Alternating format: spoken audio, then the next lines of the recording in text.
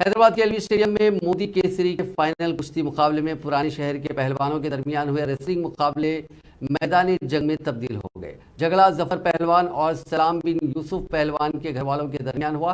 पहलवानों ने एक दूसरे पर कुर्सियों से हमला किया। जीत हासिल करने के मामले में इन दो पहलवानों के दरमियान झगड़ा हुआ। उनकी मारपीट से सामाइन वहां से भाग गए। इस लड़ाई में 10 अफराद जख्मी हुए, जिन्हें हॉस्पिटल मुंतकिल किया गया।